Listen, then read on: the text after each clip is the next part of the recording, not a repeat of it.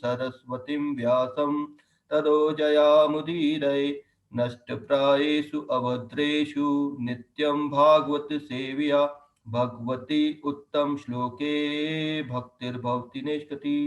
श्रीमद्भागवतम स्कंद 2 अध्याय 6 श्लोक क्रमांक 21। पाठ का नाम पुरुष सूक्त की पुष्टि।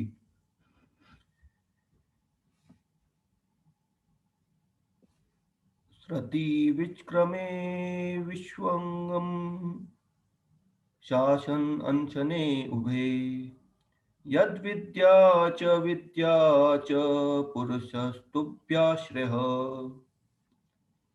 सत्प्रति विक्रमे विश्वंगम शासनशने उभे यत् अविद्या च विद्या च पुरुष तु अभ्य आश्रयः सती वृक्षक्रमे विश्वंगम शासन अंशने उभे यत् अविद्या च पुरुष तु अभ्य आश्रय। अनुवाद शब्दार्थ अनुवाद और तात्पर्य शिला प्रभुपाद के द्वारा शिला प्रभुपाद जी की जय। श्रुति जीवों की गति विचक्रमे होती है। विश्वंग सर्वव्यापी भगवान शासन प्रभुता जताने वाले कार्यकलाप अनशने भक्ति के कार्यकलाप उभे दोनों यत जो है अविद्या अज्ञान च भी विद्या वास्तविक ज्ञान च तथा पुरुष परम पुरुष तु लेकिन अभ्य दोनों के लिए आश्रय स्वामी। अनुवाद सर्वव्यापी भगवान अपनी शक्तियों के कारण व्यापक अर्थों में नियंत्रण कार्यों के तथा भक्ति में सेवा के स्वामी हैं। वह समस्त परिस्थितियों की वास्तविक विद्या तथा अविद्या दोनों के परम स्वामी हैं। तात्पर्य प्रभुपाद जी के द्वारा प्रभुपाद जी की जय। इस श्लोक में विश्वंग शब्द महत्वपूर्ण है। जो व्यक्ति कार्य के प्रत्येक क्षेत्र में कुशलता पूर्वक विचरण कर सके वह पुरुष या क्षेत्रज्ञ कहलाता है। ये दोनों शब्द क्षेत्रज्ञ तथा पुरुष आत्मा तथा परमात्मा अर्थात भगवान दोनों के लिए समान रूप से लागू होते हैं। भगवत गीता 13.3 में इसकी व्याख्या इस प्रकार की गई है। क्षेत्रज्ञं चापि मा विदिद सर्वक्षेत्रषु भारत क्षेत्र क्षेत्रज्ञो ज्ञानम यत् ज्ञानम मतम मम। क्षेत्र का अर्थ है स्थान और जो उस स्थान को जानता है वह क्षेत्रज्ञ कहलाता है। व्यक्तिगत आत्मा अपने सीमित कार्य क्षेत्र के बारे में जानता है, लेकिन परमात्मा अर्थात भगवान असीमित कार्य क्षेत्र के बारे में जानते हैं। व्यक्तिगत आत्मा अपने खुद के ही चिंतन अनुभूति तथा आकांक्षाओं के विषय में जानता है, लेकिन परमात्मा परम नियंता होने तथा सर्वत्र उपस्थित रहने के कारण हर एक के चिंतन अनुभूति तथा आकांक्षाओं को जानते रहते हैं और इस तरह प्रत्येक जीव अपने निजी व्यापारों का सूक्ष्म स्वामी होता है, जबकि पूर्ण पुरुषोत्तम भगवान सबों के भूत वर्तमान तथा भविष्य के व्यापारों के स्वामी हैं। वेदाम सम्मति तानी जो अज्ञानी है वह भगवान तथा जीवों के इस अंतर को नहीं जानता। जीव संज्ञाहीन जड़ पदार्थों से भिन्न होते हुए गुणात्मक रूप से भगवान के तुल्य होता है, किंतु भूत वर्तमान तथा भविष्य की पूर्ण जानकारी के मामले में वह कभी भगवान के समकक्ष नहीं हो सकता। तथा चूंकि जीव आंशिक रूप से ज्ञाता है, अतएव वह कभी अपनी पहचान भूल जाता है। यह विस्मृति भगवान की एक पाद विभूति के क्षेत्र में या भौतिक जगत के विशेष रूप में व्यक्त होती है, किंतु त्रिपाद विभूति के कार्य क्षेत्र में या आध्यात्मिक जगत में जीव यह विस्मृति नहीं पाई जाती, क्योंकि वह विस्मृति से उत्पन्न होने वाली सभी प्रकार के कल्मषों से मुक्त होता है। भौतिक शरीर विस्मृति के स्थूल तथा सूक्ष्म रूपों का प्रतीक है। इसलिए भौतिक जगत का संपूर्ण वातावरण अविद्या कहलाता है, जबकि आध्यात्मिक जगत का सारा वातावरण विद्या कहलाता है। इस लाइन को वापस पढ़ेंगे। भौतिक शरीर विस्मृति के स्थूल तथा सूक्ष्म रूपों का प्रतीक है। इसलिए भौतिक जगत का संपूर्ण वातावरण अविद्या कहलाता है, जबकि आध्यात्मिक जगत का सारा वातावरण विद्या कहलाता है। इस विद्या की विभिन्न अवस्थाएं हैं और वह है धर्म, अर्थ, मोक्ष के नाम से जानी जाती है। मोक्ष जो भाव आदि अद्वैतवादियों द्वारा मान्य है और जो जीव का भगवान में तदाकार होना बताता है, वह भी भौतिकवादी या विस्मृति की अंतिम अवस्था है। आत्मा तथा परमात्मा के गुणात्मक तदात्म का ज्ञान अधूरा ज्ञान है। आत्मा तथा परमात्मा के गुणात्मक तदात्मक का ज्ञान अधूरा ज्ञान है तथा अज्ञान है, क्योंकि इसके मात्रात्मक अंतर का ज्ञान नहीं हो पाता। जैसा कि ऊपर कहा जा चुका है, जीव आत्मा कभी भी ज्ञान में भगवान के तुल्य नहीं हो सकता, अन्यथा वह विस्मृति की अवस्था को प्राप्त न होता। इस तरह चूंकि व्यक्तिगत आत्मा में विस्मृति की अवस्था पाई जाती है, अतएव जीव तथा भगवान में जमीन और आसमान का अंतर होता है, जैसा कि एक अंश तथा पूर्ण में होता है। अंश कभी भी पूर्ण के बराबर नहीं हो सकता। अतएव भगवान के साथ जीव की 100% समता की अवधारणा भी अविद्या है। अविद्या के क्षेत्र में सारे कार्य प्रकृति पर प्रभुत्व जताने की दिशा में निर्देशित रहते हैं। अविद्या के क्षेत्र में सारे कार्य प्रकृति पर प्रभुत्व जताने की दिशा में निर्देशित रहते हैं।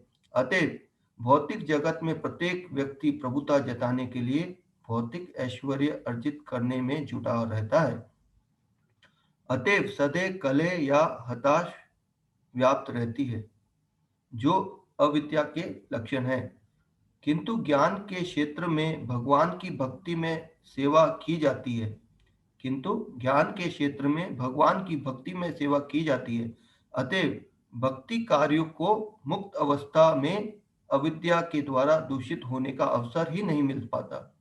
इस तरह भगवान अविद्या विद्या दोनों ही क्षेत्रों में स्वामी क्षेत्रज्ञ हैं, और यह तो जीव की रुचि पर निर्भर करता है कि वह इन क्षेत्रों में किस में रहे।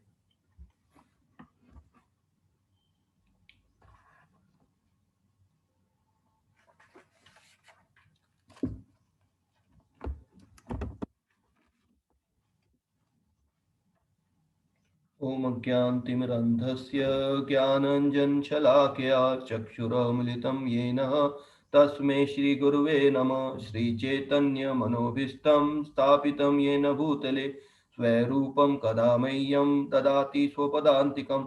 वन्देऽहं श्रीगुरौ श्रीयुतपदकमलं श्रीगुरुन् वैष्णवांश्च श्रीरूपं साग्रजातं सङ्ग्रगुणातं नितं तं सजीवम् साधुवेदं साधुभूतं परिजन चैतन्य कृष्ण चैतन्य देवं श्री राधा कृष्ण पादा सगण ललिता श्री विशाखान्वितं तं सजीवं। नमो ओं विष्णुपादाय कृष्णपृष्ठाय भूतले श्रीमते भक्ति वेदांत स्वामी निति नामिने। हे कृष्ण करुणा सिंधु दीनबंधु जगतपते गोपेश गोपिका कांत राधा कांत नमोस्तुते। तप्त कांचन गौरांगी राधे वृंदावनेश्वरी वृषभानुसुत देवी प्रणमामि हरिप्रिय। जय श्री कृष्ण चैतन्य प्रभु नित्यानंद श्री अद्वैत गदाधर श्रीवासादि श्री गौर भक्तवन। ओम नीलांचल निवासाय नित्याय परमात्मने बलभद्र सुभद्राभ्याम श्री जगन्नाथाय ते नमः। वाञ्छाकल्पतरुभ्यश्च कृपा सिन्धुभ एव च पतितानां पावनेभ्यो वैष्णवेभ्यो नमो नमः। हरे कृष्ण कृष्ण कृष्ण हरे हरे, हरे राम राम राम हरे हरे। आप सभी का फिर से पुनः पुनः स्वागत है।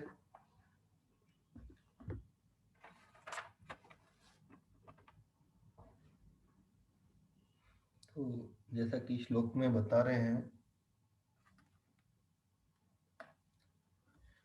जैसे कि इस श्लोक में ब्रह्मा जी नारद जी संवाद चल रहा है, और हम जानते हैं कि तो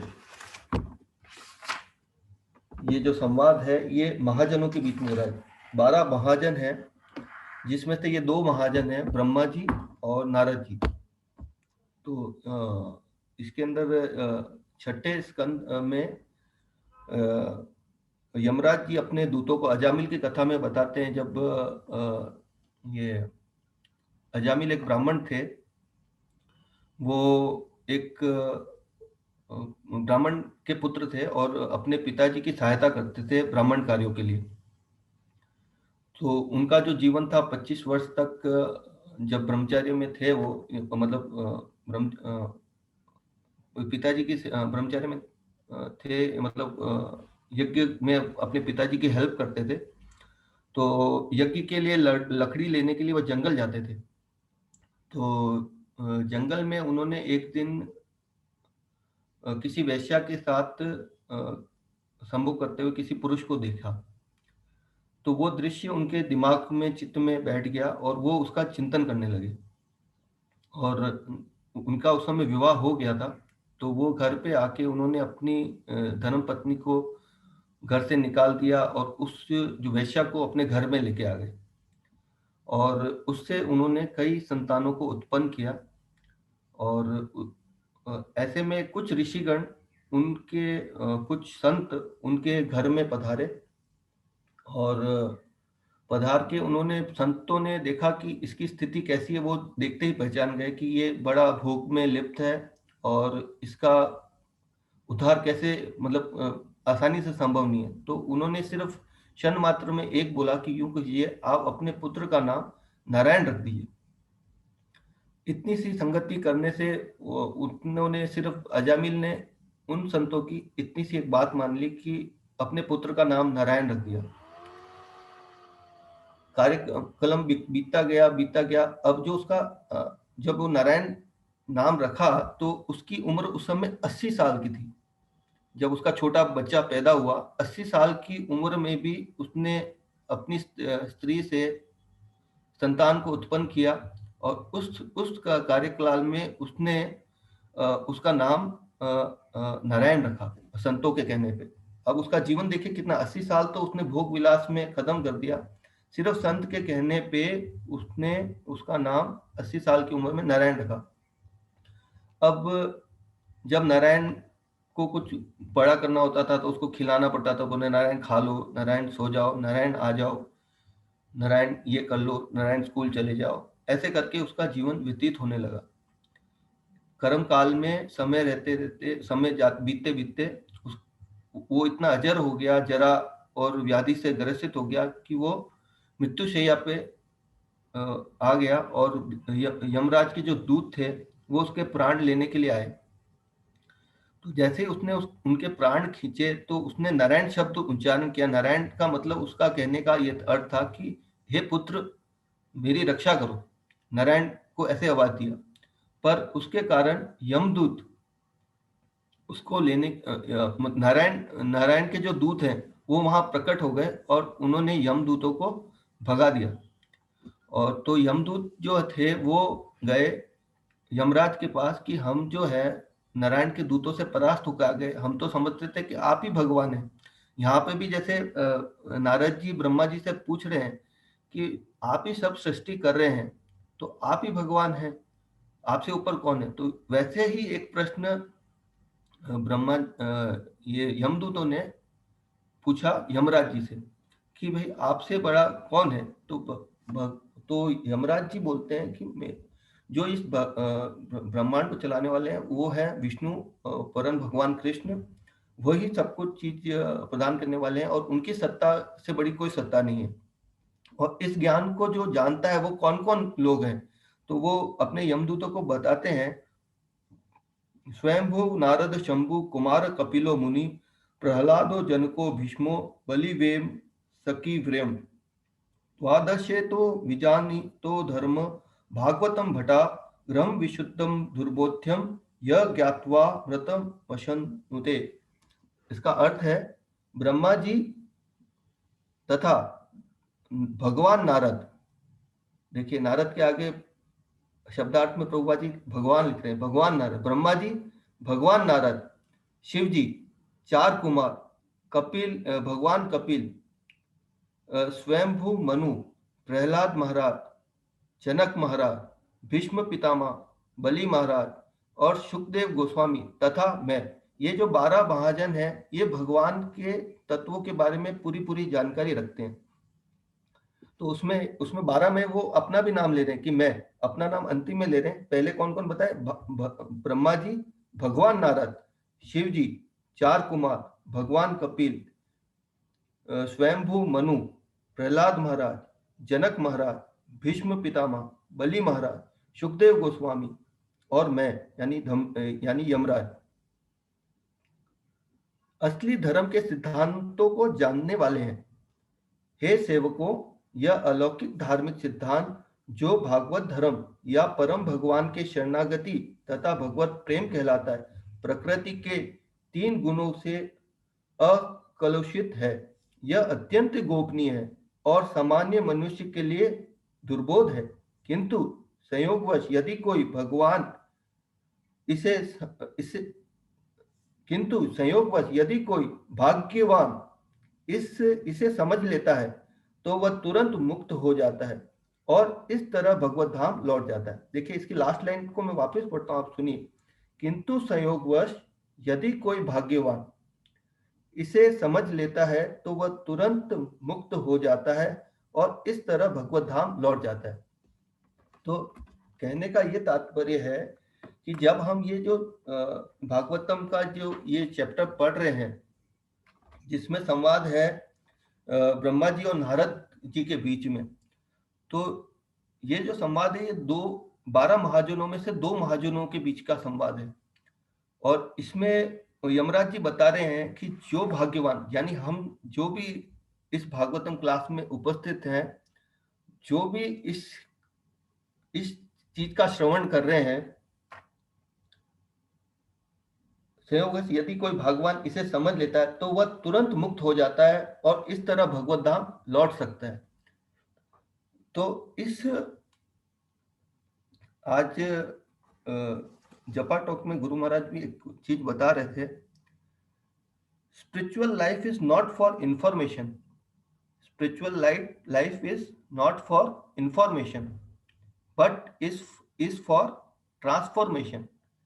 यानी हम जो भी ज्ञान सुनते हैं, महात्मा से सुनते हैं, जैसे अजामिल ने क्या किया, उसको ऋषिगण बोले कि तुम अपने पुत्र का नाम क्या करो, नारायण रख लो। सिर्फ वो इंफॉर्मेशन लेके अपने पास रख लेता और उसका नाम नहीं बदलता। समझा मेरी बात? कि इंफॉर्मेशन क्या थी कि नाम रख लो, पर ट्रांसफॉर्मेशन क्या था, उसने उस नाम को अमल में लेके आया, रख लिया। तो spiritual life is not for information but for transformation. तो ये आज की जपा टॉक में से मेरे को अच्छा लगा, तो मैंने आप लोगों के साथ शेयर किया। और जैसे कि श्लोक में वर्णन है, हम श्लोक पे आ जाते हैं।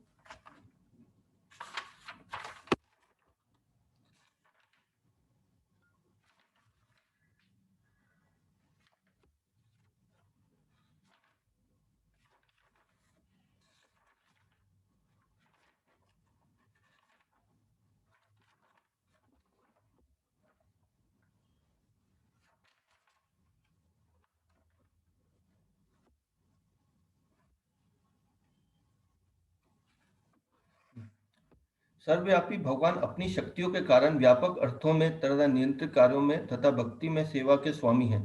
वह समस्त परिस्थितियों में वास्तविक विद्या तथा अविद्या दोनों के परम स्वामी हैं। तो इसका यह अर्थ है, सरल भाषा में अगर अपन लें, कि जो भी कुछ है उसका पूर्ण प्रोपरेटर एकमात्र भगवान है। जो कुछ हमको दिखता है, जो कुछ ये अस्तित्व में है, जो चीज दिखती है उसके स्वामी भी भगवान है, और जो चीज हमें नहीं दिखती उसके भी स्वामी भगवान है। तो यहाँ पे 2 मुख्य बातें हैं, जिसमें 4 वर्ड बड़े इंपॉर्टेंट लिए हुए हैं। एक तो लिया गया है, एक इसके अंदर भगवत गीता का एक श्लोक भी कोट किया है प्रभुपाद जी ने तात्पर्य के अंदर, जो है क्षेत्रज्ञं चापि मां विधि सर्वक्षेत्रंषु भारत क्षेत्र क्षेत्र ज्ञानो ज्ञानम यत् ज्ञानम मत मम। इसका हिंदी अनुवाद अपन लेते हैं भगवत गीता में।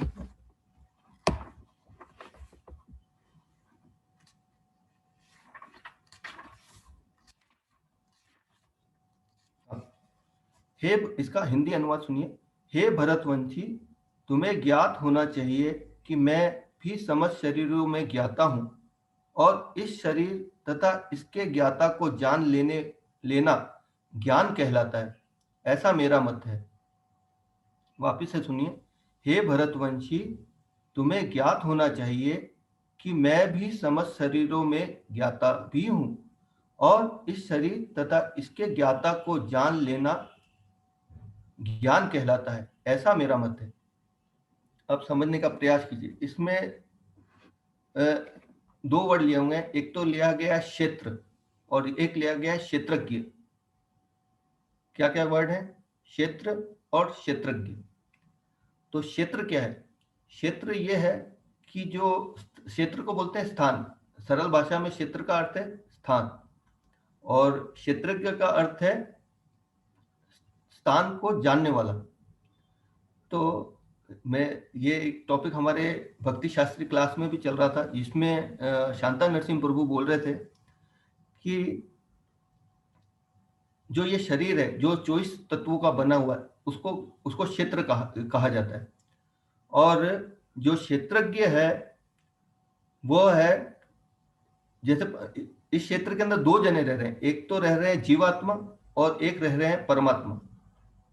तो क्षेत्रज्ञ जो है, परमात्मा जो है, जो हमारे शरीर में भी है, और 84 लाख योनियां है, उनके शरीर में भी परमात्मा है। तो जो क्षेत्रज्ञ है, मेन क्षेत्रज्ञ जो है वो परमात्मा है, जो मेरे शरीर के बारे में जानते हैं, शारदा माता जी के भी शरीर के बारे में जानते हैं, करुणानिधि प्रभु के शरीर के बारे में जानते हैं, लीला माता जी के भी शरीर के बारे में जानते हैं, कछावा प्रभु के शरीर के बारे में जानते हैं, भरत प्रभु के शरीर के बारे में जानते हैं, सबके शरीर के बारे में वो जानते हैं। और एक होती है आत्मा, जो कि मेरी आत्मा है, शशि दीदी की आत्मा है, भरत प्रभु की आत्मा है, लीला माता जी की आत्मा है। तो वो सिर्फ हमारे लीला माता जी की आत्मा लीला माता जी के शरीर के बारे में जानेगी, भरत प्रभु की आत्मा भरत प्रभु के शरीर के बारे में जानेगी। पर जो भगवान की आत्मा है वो सारे शरीरों के बारे में जानती है, 84 लाख शरीरों का ज्ञाता है। तो क्षेत्रज्ञ के दो मतलब होते हैं, एक तो अपने शरीर के बारे में जानने वाले को क्षेत्रज्ञ कहा जाता है, और एक सर्वज्ञ, सारी शरीरों की आत्मा को जानने वाले को क्षेत्रज्ञ कहा जाता है। पर प्रभु जी यहाँ एक चीज बता रहे थे कि इसकी सरल परिभाषा हमारे लिए क्या है, कि जो व्यक्ति कृष्ण भावना भावित है वही क्षेत्रज्ञ। परमात्मा तो क्षेत्रज्ञ है ही है, पर जो व्यक्ति कृष्ण भावना भावित है, जो कि ये जानता है कि मैं ये शरीर नहीं हूं, मैं आत्मा हूं, वह ही क्षेत्रज्ञ है। 84 लाख योनियों में सारे लोग क्षेत्रज्ञ नहीं है। एक कुत्ता क्षेत्रज्ञ नहीं है, एक बिल्ली क्षेत्रज्ञ नहीं है, और 84 लाख योनि में जो 4 लाख मनुष्य योनियां हैं, उसमें भी जो आदमी शरीर को और आत्मा को नहीं जानते, वो भी क्षेत्रज्ञ नहीं है। तो इसका सरल परिभाषा ये है, जो व्यक्ति कृष्ण भावना भावित है वह क्षेत्रज्ञ है। भगवान भी क्षेत्रज्ञ है और वह भी क्षेत्रज्ञ है। अब इस वाले में भगवान बोल रहे हैं, एक तो क्षेत्र के बारे में बताया, और दूसरी चीज फिर बता रहे हैं कि मैं विद्या तथा अविद्या दोनों का स्वामी हूं। तो इसी चैप्टर के अंदर भगवान बोलते हैं, भगवत गीता के अंदर, कि ज्ञान क्या क्या है। तो इसका श्लोक नहीं पढ़ के सिर्फ इसका हिंदी अनुवाद पढ़ रहा हूं, ध्यान से सुनिए कि भगवान के द्वारा ज्ञान क्या क्या है। सुनिए। विनम्रता, दम्भहीनता, अहिंसा, सहिष्णुता, सरलता, प्रामाणिक गुरु के पास जाना, पवित्रता, स्थिरता, आत्मसंयम, इंद्रिय तृप्ति के विषयों का परित्याग, अहंकार का अभाव, जन्म मृत्यु, वृद्धावस्था तथा रोग के दोषों की अनुभूति, वैराग्य, संतान, स्त्री, घर तथा अन्य वस्तुओं की ममता से मुक्ति, अच्छी तथा बुरी घटनाओं के प्रति संभाव, मेरे प्रति निरंतर अनन्य भक्ति, एकांत साथ में रहने की इच्छा, जन समूह से विलगाव, आत्म साक्षात्कार की महत्ता को स्वीकार करना तथा परम सत्य की दार्शनिक खोज, इन सबको मैं ज्ञान घोषित करता हूँ। और इनके अतिरिक्त जो भी है वह है अज्ञान। तो भगवान ने यहाँ पे 20 चीजें बताई हैं मोटी मोटी, कि ये 20 चीजें हैं जो कि ज्ञान है। और प्रभुपाद जी इसके तात्पर्य में लिखते हैं कि इसमें से, इस 20 ज्ञान में से एक ऐसी चीज है जिसको करने से ये 19 जो ज्ञान की चीजें हैं वो स्वतः ही हमारे में प्रकट हो जाती। तो प्रभुपाद जी अपने तात्पर्य में लिखते हैं, वो पढ़ेंगे।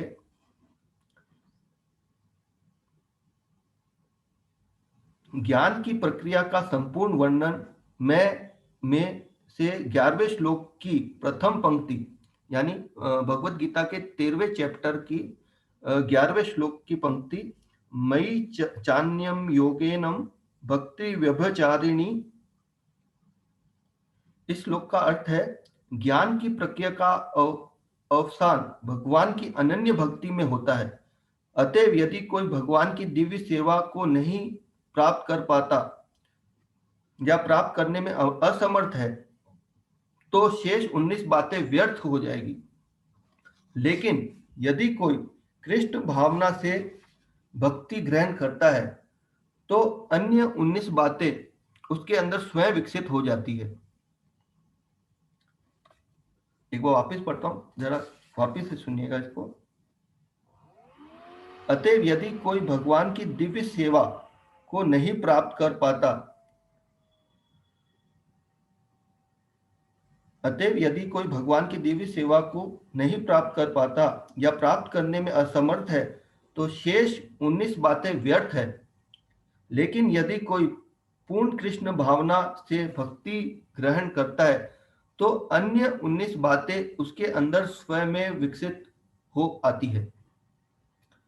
तो इसमें जैसे कि हम देखते हैं अजामिल की स्टोरी में कि उसने अपने जीवन में कुछ भी अच्छा नहीं किया, पर उसने क्या किया कि नारायण शब्द का उच्चारण उसने अपने में स्वीकार कर लिया।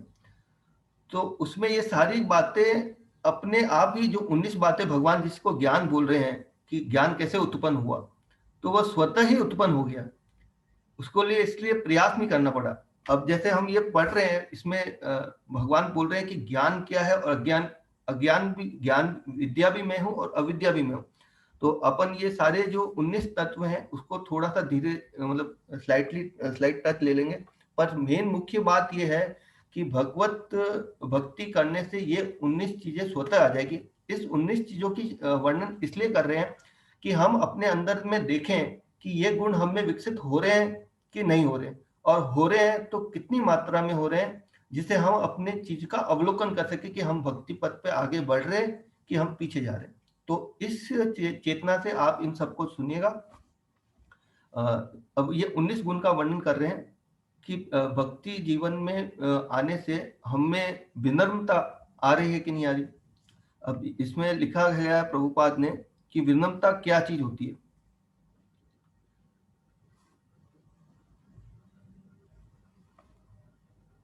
विनम्रता का अर्थ है कि मनुष्य को अन्यों द्वारा सम्मान पाने के लिए इच्छुक नहीं रहना चाहिए।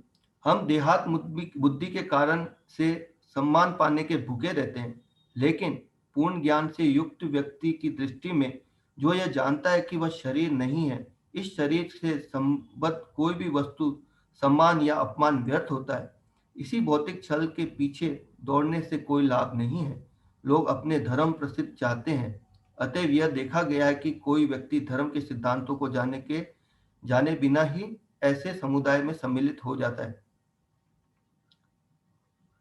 इस तरह वह धार्मिक गुरु के रूप में अपना प्रचार करना चाहता है। अब जैसे इसमें बताया गया है कि जो विनम्रता क्या होती है।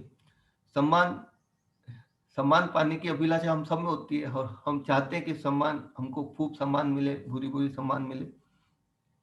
तो ये विनम्रता है, ये कम होना चाहिए। सम्मान, दूसरों को सम्मान, अमानि मान देव कीर्तन्य सदा हरि, हमारे शिक्षा अष्टकम का श्लोक है।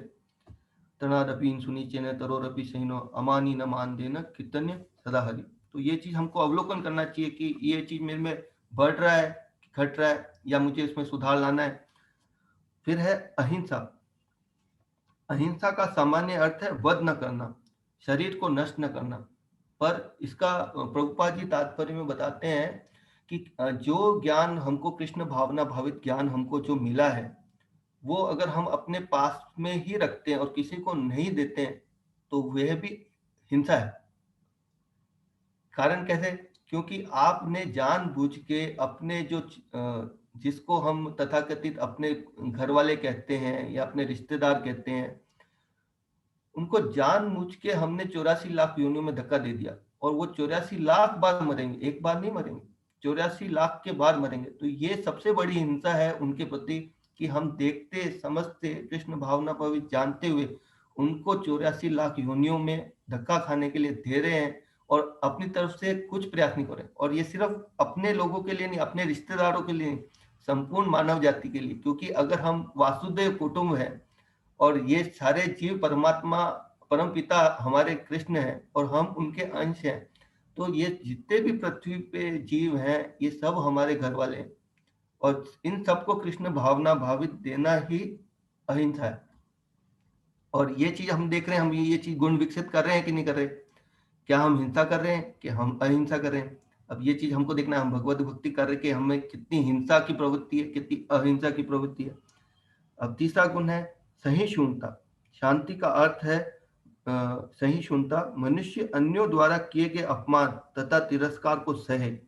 जो आध्यात्मिक ज्ञान में उन्नति करने में लगा रहता है उसे अन्यों के तिरस्कार तथा अपमान सहने पड़ते हैं। ऐसा इसलिए होता है क्योंकि ये भौतिक स्वभाव है। यहाँ तक कि बालक प्रहलाद को जो जो 5 वर्ष के थे, आध्यात्मिक ज्ञान के अनुशीलन में लगे थे, संकट का सामना करना पड़ा। जब उनके पिता उनकी भक्ति का विरोध बन गए, उनके पिता ने उन्हें मारने के अत्यंत प्रयत्न किए, किंतु प्रहलाद ने सहन कर लिया। अतएव आध्यात्मिक ज्ञान की उन्नति करते हुए अनेक अवरोध आ सकते हैं, लेकिन हमें सहिष्णु बनकर संकल्प पूर्वक प्रगति करते रहना चाहिए। अब सहिष्णुता का अर्थ प्रभुपाद जी बता रहे हैं कि भक्ति जीवन इतना आसान नहीं है, हमको बहुत कुछ सहना पड़ेगा। हम प्रचार में जाते हैं, तो हर दरवाजे पे, जैसे नित्यानंद प्रभु और हरिदास जी को चैतन्य महाप्रभु ने कहा कि जाओ, घर घर जाओ, मांगी यही भिक्षा, बोलो कृष्ण करो, बोलो कृष्ण भजो कृष्ण, करो कृष्ण शिक्षा। तो हम जब प्रचार में निकलते हैं तो सब जगह हमको सम्मान नहीं मिलेगा। आइए प्रभु जी, हम तो हरे कृष्णा लेने के लिए बैठे थे, आप आए और हमको बता दिया, या हम भगवत गीता लेने के लिए तैयार ही थे, आपने लाके हमको दे दी। ऐसा जवाब हमको हर जगह से नहीं मिलेगा। कहीं पे हमको बोलेगा ये लगते हैं चोर हैं, हमारे घर का पता लेने आए हैं और हमारी संपत्ति को देखने आए हैं और लूट के ले जाएंगे। ऐसा भी कहीं वाक्य हमको सुनने को मिलेगा। पर उस समय क्या करना है? हमको सहिष्णु बनना है। तो उस समय हमको ये देखना है कि जब हम भक्ति करें तो ये गुण हमें विकसित हुआ है कि नहीं हुआ। हम सहिष्णु हैं, हम ऐसे प्रचार जो हमको तिरस्कार मिलते हैं, क्या हम उसको सह सकते हैं? तो ये सहिष्णुता का गुण हमें उत्पन्न हुआ है कि नहीं हुआ, ये हम अपने आप को हमको अवलोकन करना चाहिए। फिर चौथा है सरलता। आजर्म का अर्थ है बिना किसी कूटनीति के मनुष्य इतना सरल हो कि अपने शत्रु तथा वास्तविक सत्य का उद्घाटन कर सके। जहां तक गुरु बनाने का प्रश्न है, आध्यात्मिक ज्ञान में प्रगति करने के लिए यह आवश्यक है, क्योंकि बिना प्रमाणिक गुरु के यह संभव नहीं है। मनुष्य चाहे विनम्रता पूर्वक गुरु के पास जाए। अब इसके अंदर सरलता क्या है, ये हम अर्जुन से सीख सकते हैं। अर्जुन ने बोला हे हे हे हे कृष्ण, मेरा जो रथ है वो आप इन दोनों सेनाओं के बीच में खड़ा कर दो। तो अर्जुन अर्जुन अपने मन की बात समझ गया था कि मैं जो है वो युद्ध नहीं करूंगा। तो वो अर्जुन ऐसे भी कर सकता था कि युद्ध चल रहा होता था और पीछे से अपना रथ लेके निकल जाता, ऐसे भी वो कर सकता था। परंतु उसने ऐसा नहीं किया। उसने सरलता से अपने प्रभु से पूछा कि मेरा जो है गांडीव है वो मेरे नीचे सरक रहा है, मैं क्या करूं? तो ये सरलता है। सरलता ये है कि अपनी स्थिति को अपने गुरु के सामने रखना, उनसे प्रश्न करना, पूछना, और अपनी चीजों को भी उनको बताना कि मेरे में ये कमियां हैं, और भले उसके बाद उसकी हार भी हो जाए, परंतु ये सरलता का भाव हमें उत्पन्न हो रहा है कि नहीं हो रहा है, ऐसा ऐसा ऐसा भक्ति करने से हमारे में ये गुण डेवलप हो रहा है कि नहीं हो रहा है, ये हमको देखना चाहिए, अवलोकन करना चाहिए। पांचवा है, चूंकि प्रामाणिक गुरु कृष्ण का प्रतिनिधि होता है, अतएव यदि वह शिष्य को आशीर्वाद देता है तो शिष्य तुरंत ही प्रगति करने लगता है, भले ही वह विधि विधानों का पालन न करता रहा हो। अथवा जो बिना किसी स्वार्थ के अपने गुरु की सेवा करता है, उसके लिए सारे यम नियम सरल बन जाते हैं। देखिए, अब जैसे कि हम प्रभुपाद जी के एग्जाम्पल से सीख सकते हैं कि उनकी कितनी श्रद्धा थी अपने गुरु के प्रति। तो गुरु से वो करीबन 3 बार 4 बार मिले थे, और उनके एक वाक्य को सुना था कि तुम हमको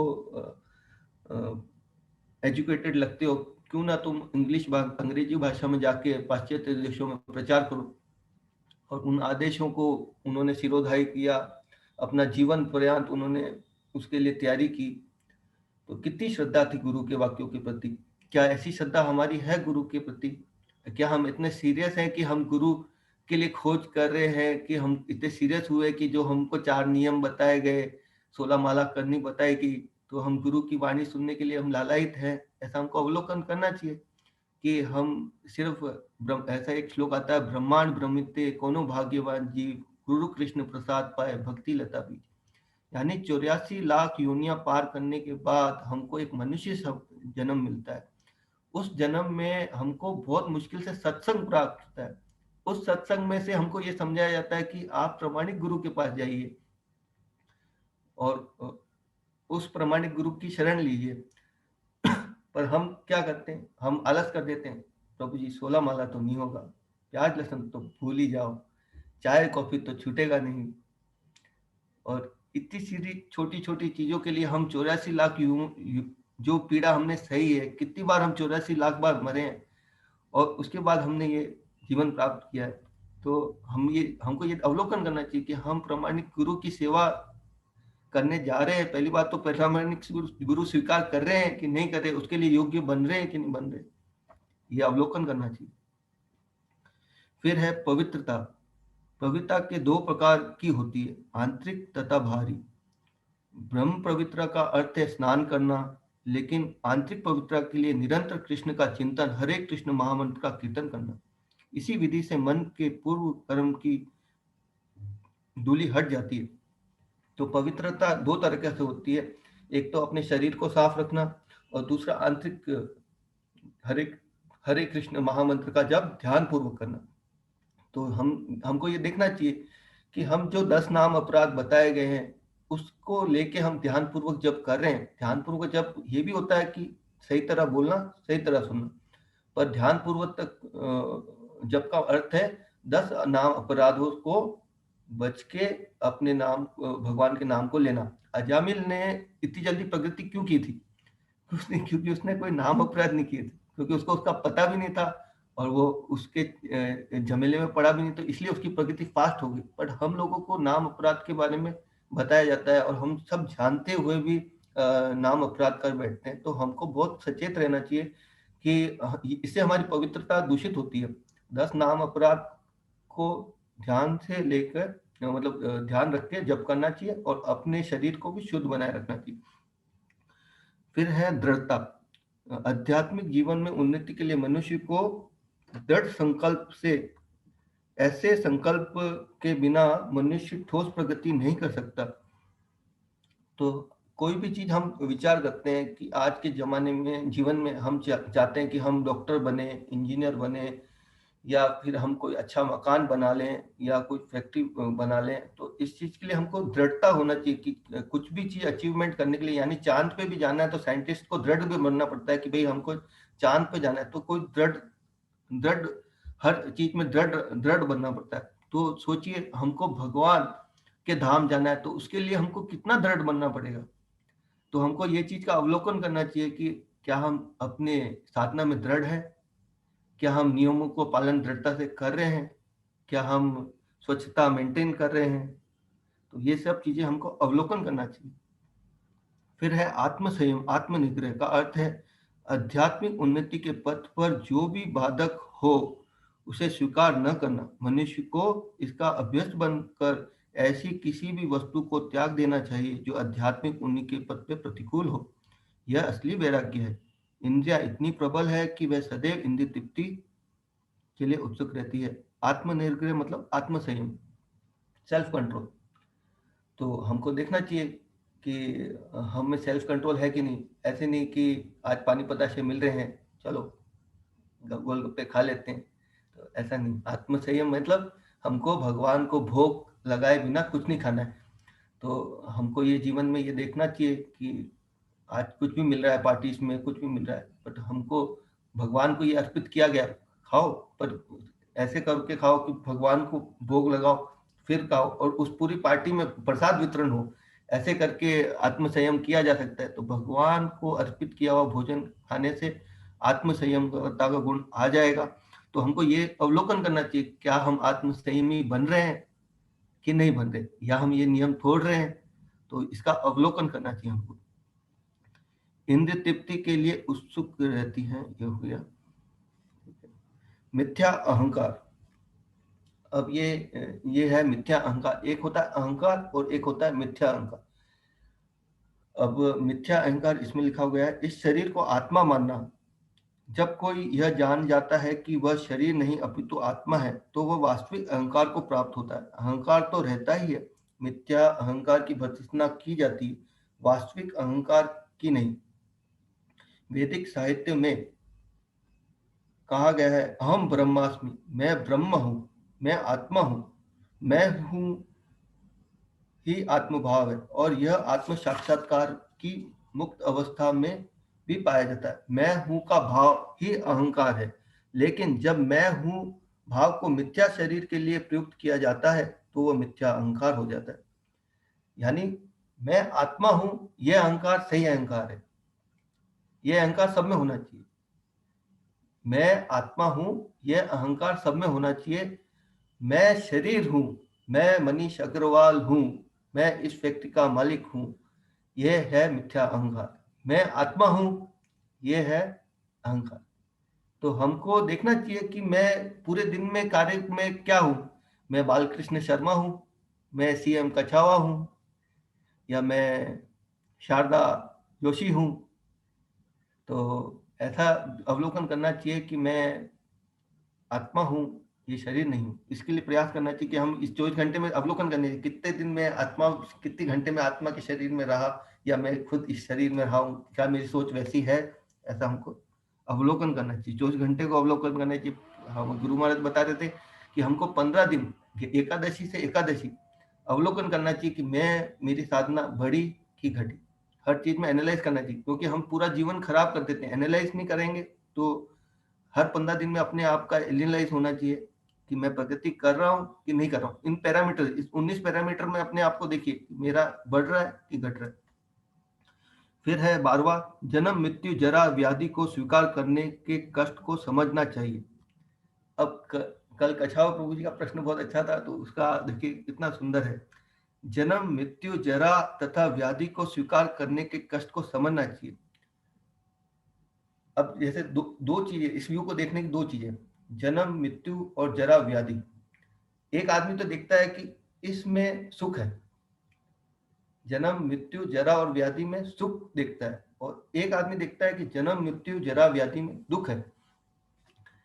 तो जब हम देखते हैं कि हमारे को एक जन्म और लेना पड़ेगा और हमारे रिश्तेदार बनेंगे, तो वापस उस जन्म में क्या मेरे को जन्म होगा मेरा, क्या उस जन्म में मेरी मृत्यु नहीं होगी, क्या मेरी जरा होगी, क्या मेरी व्याधि होगी। तो इसमें प्रभुपाद जी लिख रहे हैं, श्रीमद् भागवत में जन्म से पूर्व की स्थिति, माता के गर्भ में बालक के निवास, उसके कष्ट आदि का सजीव वर्णन हुआ है। यह भली बात ही समझ लेना चाहिए कि जन्म बहुत कष्टपूर्ण है, क्योंकि हम यह भूल जाते हैं कि माता के गर्भ में हमें कितना कष्ट मिला। अतएव हम जन्म तथा मृत्यु की पूर्णवती का कोई हल नहीं निकाल पाते। इसी प्रकार मृत्यु के समय भी सभी प्रकार के कष्ट मिलते हैं, जिनका उल्लेख प्रमाणिक शास्त्रों में हुआ है।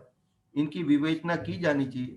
जहां तक रोग तथा वृद्धावस्था का प्रश्न है, सबों को इनका व्यवहारिक अनुभव है। कोई भी रोगग्रस्त नहीं होना चाहता, कोई भी बूढ़ा नहीं होना चाहता, लेकिन इससे बचा नहीं जा सकता। जब तक हम जन्म, मृत्यु, जरा तथा व्याधि के दुखों को देखते हुए इस भौतिक जीवन के प्रति निराशावादी दृष्टिकोण नहीं बनाते, तब तक आध्यात्मिक जीवन में प्रगति करने के लिए कोई प्रोत्साहन नहीं रह जाता। अब हम पढ़ेंगे 13वां।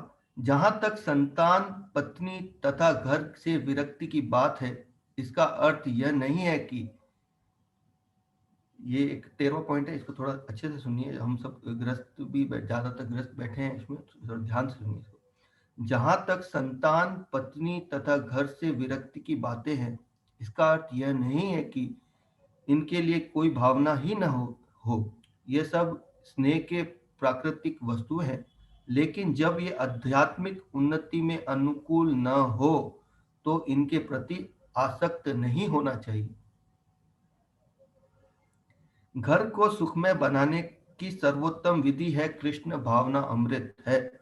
यदि कोई कृष्ण भावना अमृत में पूर्ण रहे तो वह अपने घर को अत्यंत सुखमय बना सकता है, क्योंकि कृष्ण भावना अमृत की विधि अत्यंत सरल है।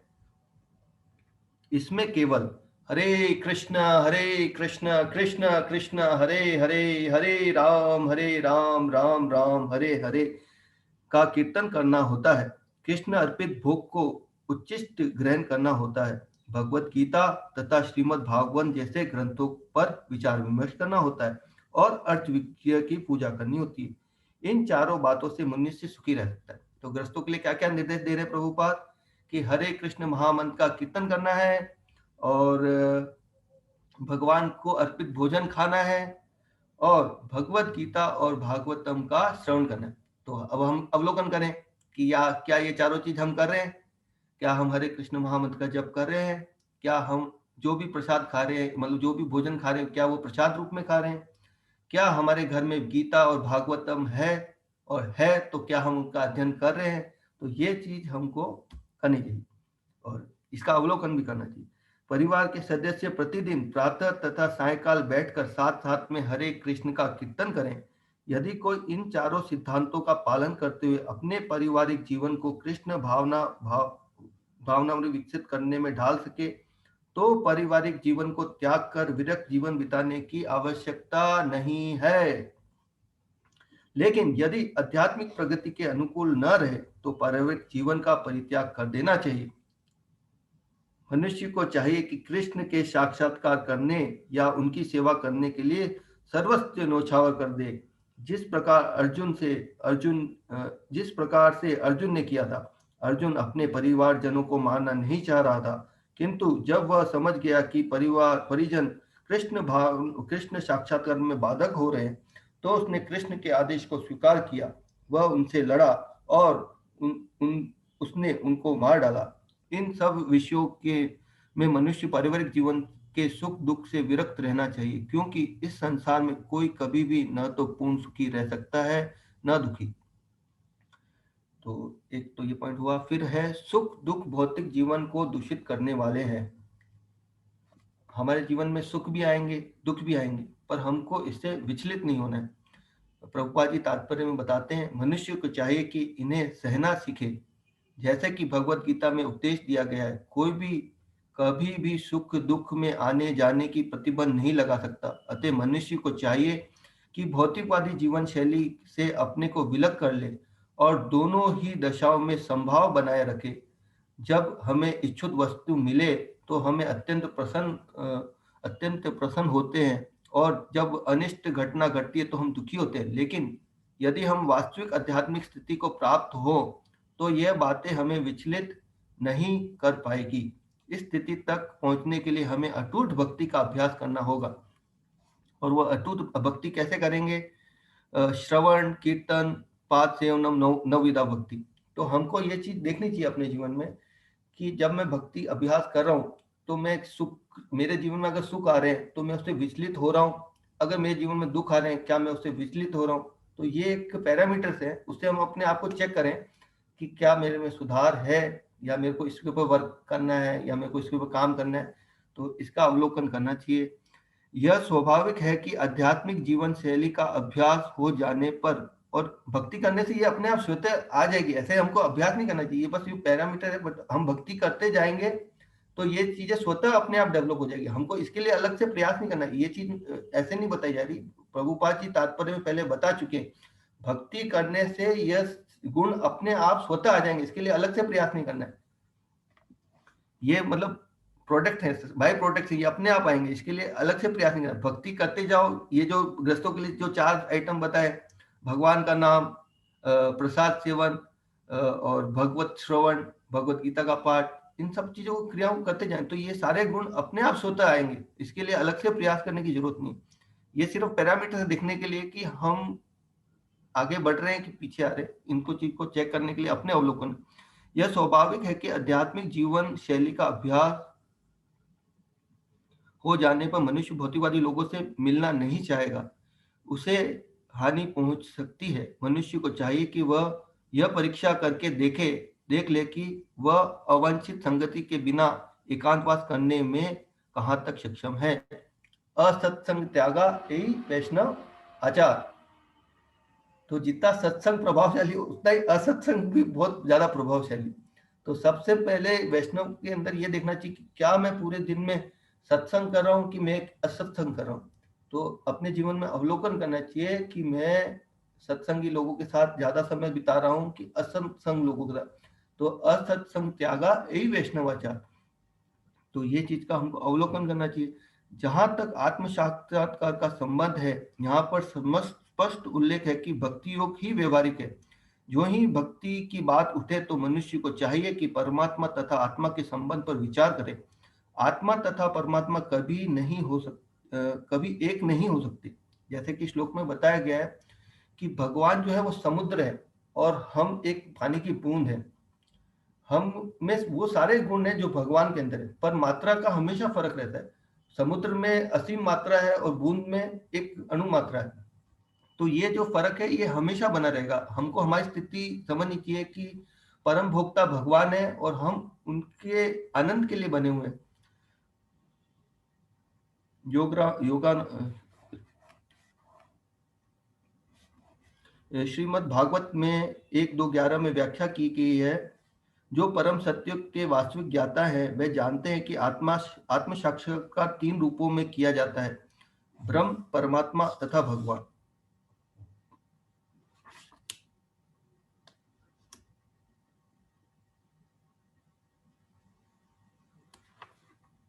विनम्रता से लेकर भगवत साक्षात्कार तक की विधि भूमि में से चलकर ऊपरी मंजिल तक जाती है। अब ये थोड़ा सा एक लास्ट पैराग्राफ है। हर चीज जब एंड करते हैं तो कंक्लूजन प्रभुपाद जी बहुत सुंदर देते हैं, ध्यान पूर्वक सुनिए। विनम्रता से लेकर भगवत साक्षात्कार तक की विधि भूमि से चलकर ऊपरी मंजिल तक पहुंचने के लिए सीढ़ी के समान है। इस सीढ़ी में कुछ ऐसे लोग हैं जो अभी पहली सीढ़ी पर है, कुछ दूसरी पर है तो कुछ तीसरी पर। किंतु जब तक मनुष्य ऊपरी मंजिल पर नहीं पहुंच जाता, जो कि कृष्ण का ज्ञान है, तब तक वह ज्ञान के निरंतर अवस्था में ही रहता है। यदि कोई ईश्वर की बराबरी करते हुए आध्यात्मिक ज्ञान में प्रगति करना चाहता है तो उसका प्रयास विफल होगा। यानी कल प्रभु जी बता रहे थे कि जो पराशक्ति है और जो अपराशक्ति है, ये दोनों ही भगवान की शक्तियां हैं। और जीव क्या चाहता है कि हम इस जीव भी एक शक्ति है, तो जीव शक्ति से शक्ति को एंजॉय करना चाहता है, वो पॉसिबल नहीं है। शक्ति को कौन एंजॉय कर सकता है? शक्तिमान ही एंजॉय कर सकता है।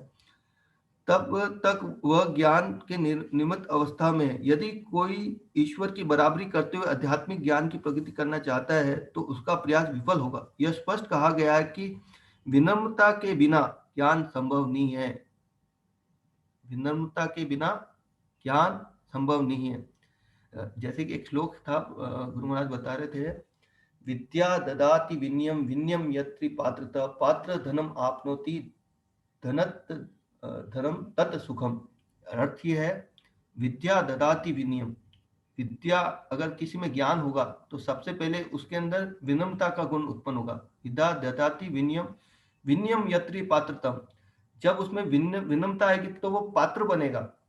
पात्र पात्र होगा उसके पास, पात्र। पात्रतम धनम आपनोति, जब उसके पास पात्र होगा तो उसके अंदर नाम रूपी धन आएगा। क्या आएगा? नाम रूपी धन आएगा। जब नाम रूपी धन आएगा तब वो सुखम होगा। सुगम धन, धन आने के बाद वो सुखम, जब नाम रूपी धन उसके जीवन में आएगा तब जाके उसको सुख प्राप्त होगा। तो ज्ञान पहली सीढ़ी है, ज्ञान, और फिर एंड में क्या होगा? जब उसके पास हरि नाम आएगा तब वो सुखम होगा। तो यहाँ पे प्रभुपाद जी बता रहे हैं, यहाँ स्पष्ट कहा गया है कि विनम्रता के बिना ज्ञान संभव नहीं है। अपने को ईश्वर समझना सर्वाधिक गर्व है। यद्यपि जीव सदैव प्रकृति के कठोर नियमों द्वारा ठुकराया जाता है, फिर भी वह अज्ञान के कारण सोचता है कि मैं ईश्वर हूँ। ज्ञान का शुभारंभ अमानित्व या विनम्रता से होता है। मनुष्य को विनम्र होना चाहिए। परमेश्वर के प्रति विद्रोह के कारण ही मनुष्य प्रकृति के अधीन हो जाता है। मनुष्य को इस सच्चाई को जानना और इससे विश्वस्त होना चाहिए। शीला प्रभुपाद जी की जय।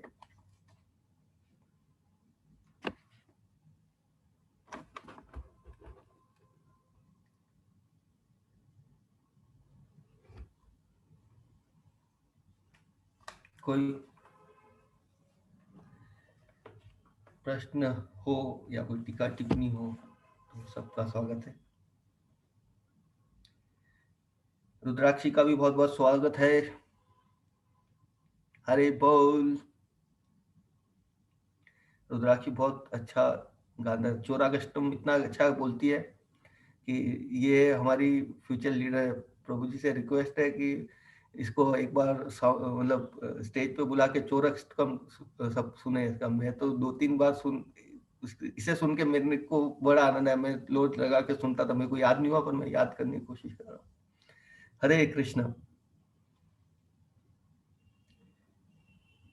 ठीक है, तो करें समाप्त। हरे कृष्ण कृष्ण कृष्ण हरे हरे, हरे राम राम राम हरे हरे। शीला प्रभुपाद जी की जय। संवेद को भक्तवंत की जय। प्रेमानंद।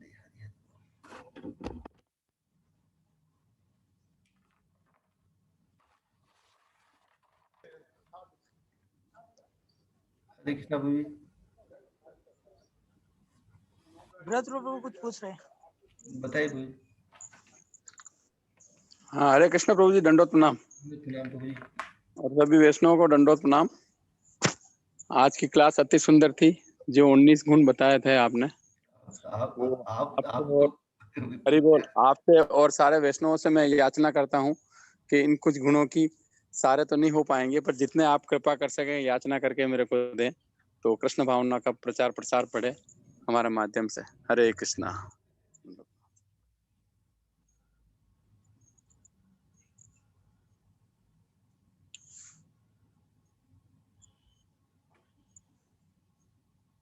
प्रभु जी हरि बोल। इसका कुछ प्रश्न है? और